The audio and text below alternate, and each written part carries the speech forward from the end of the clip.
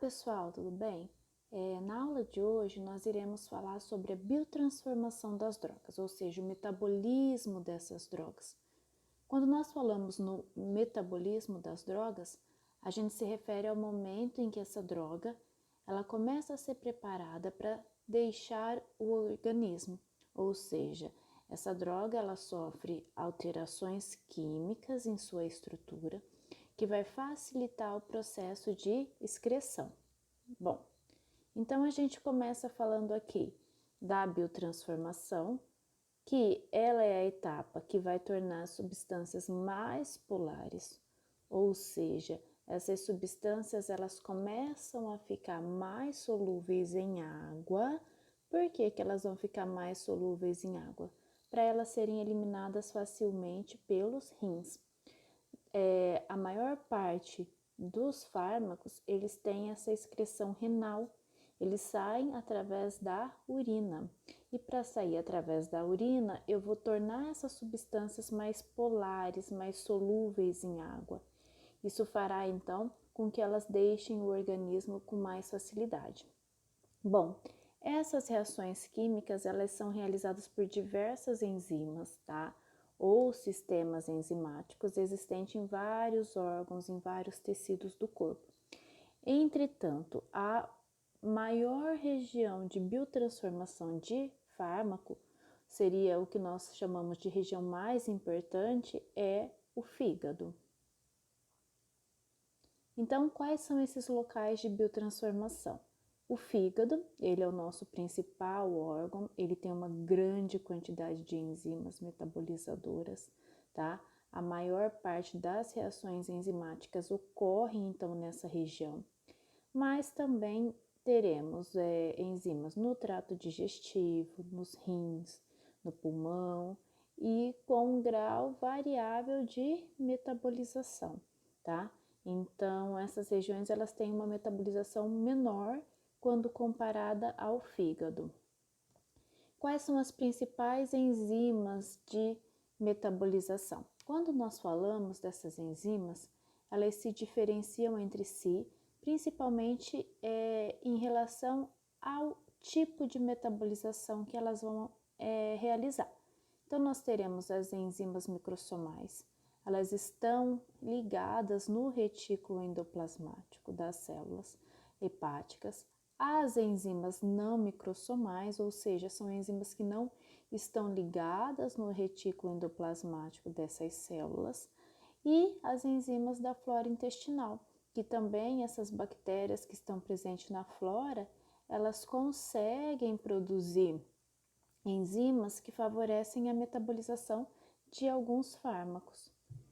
Só para a gente retomar aqui, as enzimas microsomais, elas estão presentes na parte lisa do retículo endoplasmático, principalmente nas células hepáticas, e são diversas enzimas que nós chamamos de sistema de enzimas do citocromo P450. Então, esse grupo enzimático é o principal grupo metabolizador de fármaco. Ele também vem com o nome de CYP, tá? Então, dependendo do livro que vocês pegarem para estudar, ela vai estar com o nome de CYP. E qual que é a finalidade dessas enzimas? Elas vão pegar os fármacos lipossolúveis, vão realizar reações químicas de oxidação, hidrólise, e, consequentemente, esses fármacos lipossolúveis tendem a ficar mais hidrossolúveis. Por que eles vão ficar mais hidrossolúveis? Para, na sequência, serem eliminados pela urina. As enzimas não microsomais, elas recebem esse nome porque elas não estão ligadas à parte lisa do retículo endoplasmático. Então, elas podem estar presentes nas mitocôndrias, nos lisossomas, no citoplasma, no plasma. Pode estar no fígado, como pode estar em diversas regiões do corpo também. Um exemplo de enzima não microsomal que eu coloquei é a MAO, a enzima monoaminoxidase. Qual é a finalidade dessa MAO? Ela é responsável por degradar serotonina, dopamina, tiramina, noradrenalina. Então, vamos pensar que você estimula o seu sistema simpático de luta ou fuga e libera muita noradrenalina. Então, quem que para um pouco a ação dessa noradrenalina? A enzima monoaminoxidase, que encontra noradrenalina, degrada ela, consequentemente ela perde o efeito. Por exemplo, um outro exemplo que nós temos aqui é a enzima acetilcolinesterase. O próprio nome já nos lembra, a acetilcolinesterase, ela vai degradar quem? A acetilcolina. Então, da mesma forma, ela encontra a acetilcolina, ela degrada a acetilcolina e ela inibe a ação dessa acetilcolina. E as enzimas da flora intestinal. Então, as bactérias produzem algumas enzimas e, consequentemente, elas podem auxiliar na degradação de fármaco, tá? E uma vez que isso acontece, esse fármaco ele acaba sendo excretado pela bile e, consequentemente, o fármaco ele pode ser eliminado pelas fezes. Bom, quando nós falamos das reações metabólicas, elas acontecem por duas fases, onde nós iremos chamar ela de reações de fase 1. Essas reações também são chamadas de reações não sintéticas. E nós teremos as reações de fase 2, que são chamadas de reações sintéticas. A reação de fase 1, elas são as principais reações metabólicas. Elas consistem em reações químicas de oxidação, redução, hidrólise, ciclização, faz um anel na estrutura do fármaco, ou deciclização, se o fármaco tem um anel, ele rompe esse anel. E quem que faz ela? As enzimas do citocromo P450, também chamadas de CYP. Então, são as principais reações para metabolizar o fármaco. Quando eu falo dessas reações de fase 1, elas podem inativar um fármaco, ela pode ativar o fármaco, que seria aquele caso do profármaco. Lembra que nós já falamos, já demos exemplo no começo do conteúdo de farmacologia, que existem alguns medicamentos que se comportam como profármaco. O que seria um profármaco? É aquele medicamento que ele é inativo, quando sofre a metabolização, ele fica ativo. Então, quem torna o profármaco ativo são as enzimas metabólicas de fase 1 e formar metabólitos mais tóxicos ou carcinogênicos. Um exemplo característico é o paracetamol, que quando utilizado durante a etapa de metabolização, ele gera um composto tóxico. E se for utilizado em dose excessiva, o paciente pode vir a ter danos hepáticos seríssimos, até mesmo uma hepatite fulminante. As reações sintéticas de fase 2, elas também são chamadas de reações de conjugação. Geralmente, elas acontecem pelas enzimas não microssomais que estão presentes no citosol da célula. Elas conjugam com uma substância endógena, então elas se ligam geralmente com uma substância endógena para deixar esse fármaco ainda mais polar, com afinidade pela água, ionizado. Então, nessa etapa, pode acontecer diversas reações. Pode acontecer conjugação com ácido glicurônico, acetilação, metilação, conjugação com sulfato, com glicina, com glutatión, síntese de ribonucleosídeo ou síntese de ribonucleotídeo. Então, essas são as reações de fase 2. Aqui no esquema fica um pouco mais fácil para vocês entenderem. Então, vamos prestar atenção. Eu tenho a aspirina, tá? A aspirina, eu estou verificando aqui a estrutura química dessa aspirina. Essa aspirina, ela vai sofrer a primeira metabolização, a reação de fase 1, e essas reações podem acontecer por hidroxilação, oxidação, hidrólise, tá? Quando o fármaco sofre ação, então, das enzimas microssomais, do citocromo P450, e passa pela reação de fase 1, O que a gente percebe aqui? Que houve alteração dessa estrutura química e aqui eu observei a presença de um grupamento hidroxila. Então, houve alteração desse radical e entrou um grupamento hidroxila. O grupamento hidroxila, ele tem afinidade por água. Então, isso significa que essa substância aqui, agora chamada de ácido salicílico, ela tem uma característica mais polar, com mais afinidade por água.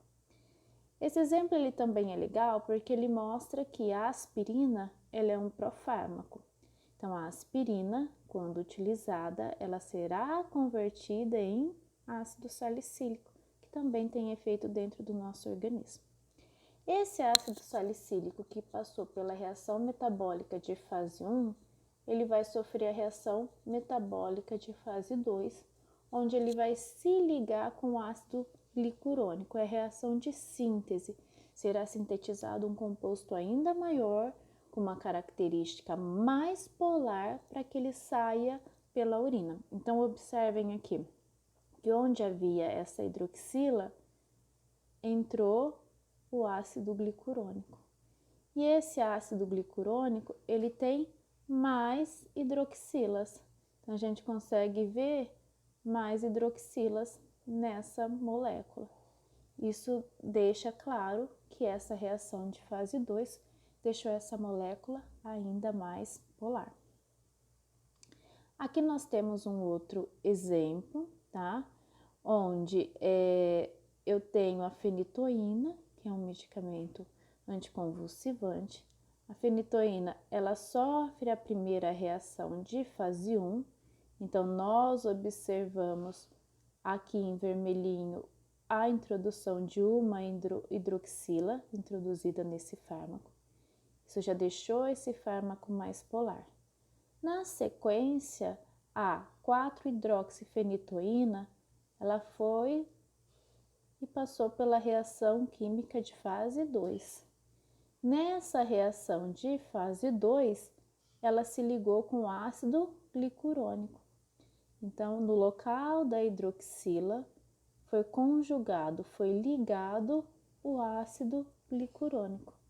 Isso tornou, então, essa estrutura ainda mais polar. Observem a quantidade de hidroxilas, com peso molecular maior, o que favoreceu a próxima etapa, que é a etapa de excreção do fármaco.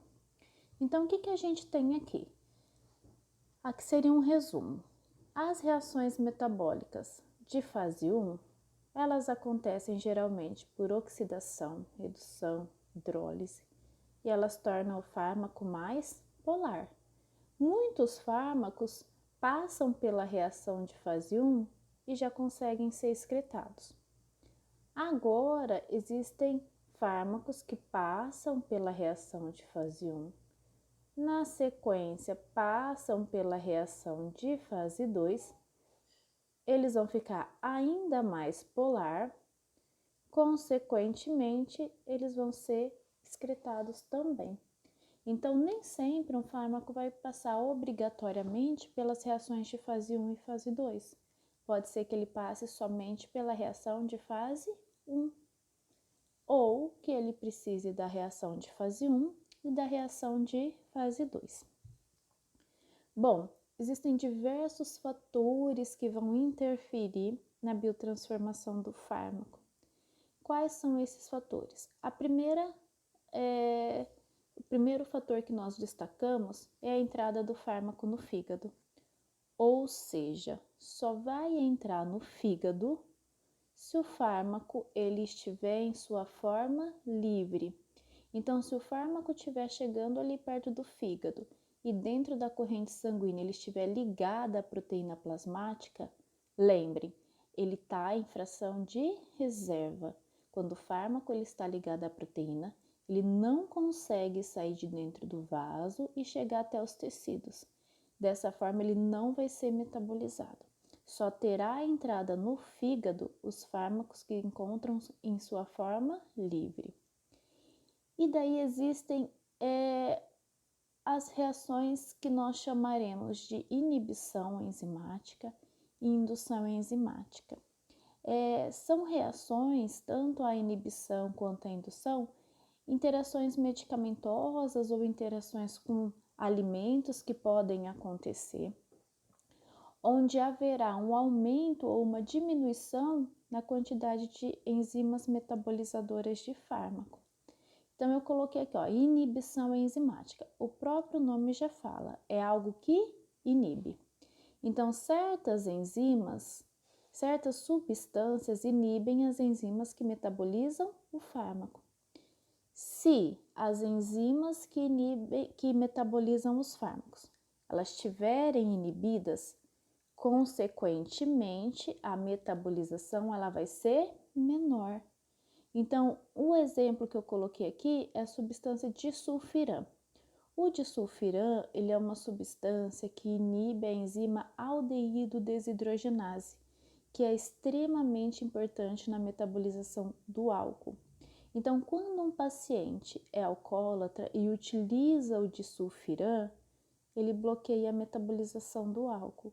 Isso leva a um excesso de acetaldeído no paciente, que fará com que ele sinta aqueles sintomas ruins, a palpitação, tremor, sudorese, que são tontura, dor de cabeça, que é decorrente desse excesso de acetaldeído. A outra interação que nós teremos é a indução enzimática. Então, o próprio nome já fala, induz as enzimas, então aumenta a metabolização. Então, existem algumas substâncias que promovem o aumento dessa metabolização. Dessa forma, a eficácia do fármaco ela vai ser diminuída. Por quê? Porque o metabolismo passa a acontecer de forma mais rápida. O exemplo que eu coloquei ali é o acetaminofeno, que é o paracetamol. O paracetamol ele tem atividade analgésica diminuída quando administrada com fenobarbital. Isso quer dizer que o fenobarbital ele é um indutor enzimático. Ele vai fazer com que as enzimas do citocromo P450 trabalhem de forma mais rápida e até aumente em quantidade. Dessa forma, quando um paciente usar o paracetamol, ele vai ter o seu metabolismo mais rápido e o paciente vai sentir o efeito analgésico menor.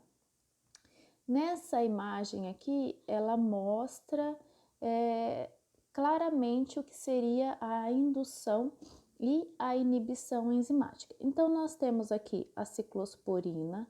Então, o paciente ele utiliza a ciclosporina. E esse paciente, ele precisa fazer a utilização da rifampicina.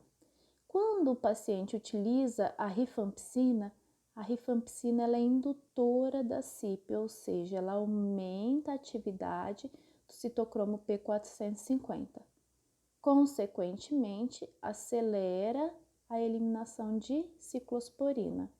Como ela é um medicamento para prevenir a rejeição de um implante, se ela for metabolizada mais rápida, o paciente pode rejeitar esse implante. Então, isso é muito sério.